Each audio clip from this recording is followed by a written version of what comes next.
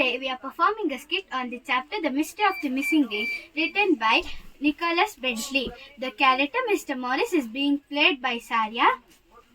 The character Mrs. Kine is being played by Manvita. The character Mr. Regnier is being played by Nisarga. The character man is being played by Yukta. The character girl is being played by Sahana. And the narrators are Diksha and Puneja. Regnier's is a small antique jewelry shop. It has one long counter where the jewelry is shown and sold. Mr. Rainier, the owner, has his office in a little room behind the shop. The two assistants, Mr. Sky and Mr. Morris, are in the shop getting ready for the day. Mr. Morris is at the shop window putting pieces of jewelry for display, while Mr. Sky is at the other side of the room near the safe. As Mr. Morris delicately puts piece of jewelry in the shop window, he says, "There, I have finished putting jewelries for display. Will you please lock the safe, Mr. Sky?" Mr. Sky locks the safe. Mr. Morris walks up to Mr. Sky, takes the safe key and walks back to the window. Mr. Morris says, "Mr. Sky, isn't it strange for a young girl to be looking into the window of the undertaker shop opposite to us for such a long time? There's nothing in that window except two urns. Why do you think she's standing there for so long?" From the other side of the shop, Mr. Sky says, I have no idea, Mr. Morris, but then I probably would not have noticed her. You're always so observant and sharp. You notice little details about people which many of us miss. a man walks into the shop chewing gum. He is wearing a purple suit with a very bright necktie. He is about 35 years old. Man. Hello, could you please show me some rings? "Sure, sir." Takes out 3 trays of rings from the safe. The man selects 2 or 3 rings with his left hand and he says, What are the prices of these? Showing the man the price tag, Mr. Morris says, "The prices are written here, sir. What kind of ring are you looking for? Do you like any of these?" This ring is very pretty.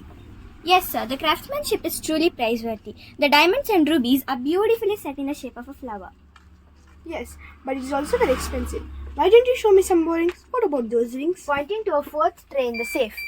Mr. Morris turns away to take out the tray from the safe, turns back and is about to put the tray on the counter. Mr. Morris says, "Where is the diamond and ruby flower ring? It was right here."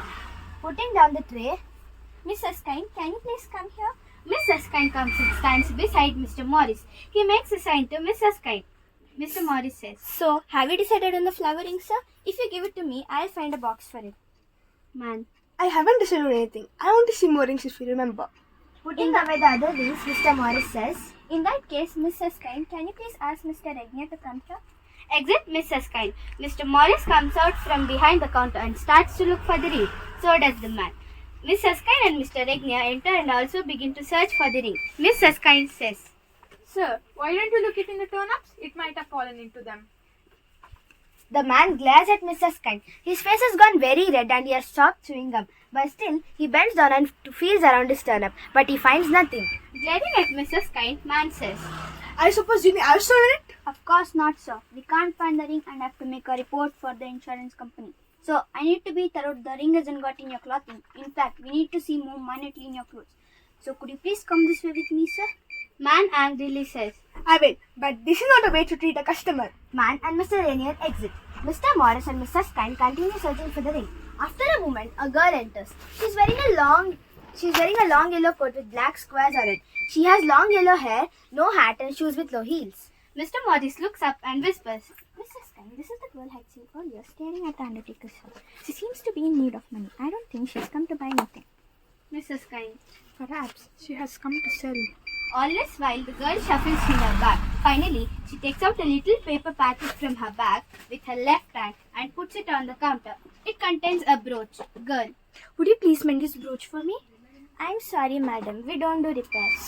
Saying this, she moves her bag in such a way that the paper in which she has wrapped the brooch falls down on Mr. Morris' side of counter. Mr. Morris bends down to pick it up. As he gets up, Mr. Morris says, "Of course, that's what happened." Mr. Morris hands the brooch to the girl. She quickly puts it in her bag and turns to go. The girl continues to walk towards the door. Sternly, Mr. Morris says, "Madam, if you don't stop right now, I'll press the alarm." The girl stops and turns towards Mr. Morris. Mr. Morris says, "We don't want any unpleasantness, so please hand over the ring that you have put in the left pocket of your coat." The girl turns pale. She gives Mr. Morris the ring and runs out of the shop. At the same time, Mr. Rainier comes out of his office with the man. Looking worried, Mr. Regnier says, We did not find the ring in his clothes. Where it can be? Mr. Regnier, here is the ring. opening his hand and showing Mr. Regnier and the man the ring. The man turns red and hurries out of the shop like a shot from a gun. Excitedly, Regnier says, Oh, this is great, but where did you find it? How did you get it? I will explain everything from scratch. When the man walked in, I noticed that he was wearing a very bright necktie. So, I thought he might prefer something more modern than what we sell. I see. Then this girl, who had been loitering around the undertaker's shop, came in while he was searching the man. She brought in a cheap brooch for repair. Now everyone knows that Regnier's doesn't do cheap repairs. Of course not. The girl came in, took out a packet from her left hand, even though it was evident that she wasn't left-handed. She put her hand just where the man who was actually left-handed had put his hand when I was taking the fourth tray out of the safe. Just before, I noticed that the flower ring was missing. But what would you have done with the ring in such a short time? There was one more thing that I had noticed when I placed the fourth tray on the table, that the man had stopped chewing gum. Now, you can't swallow chewing gum, nor you can simply drop it on the floor. There is no waste bin nearby, and he had not moved from where he was standing. So, I gathered that he might have put it somewhere within his reach. I promptly looked for the chewing gum under the edge of his counter by his side. By then, the girl had already taken the ring, but I could see the mark where the ring had been pressed into the gum. Brilliant, Morris. You have done me a great favor today. Mrs. Kind.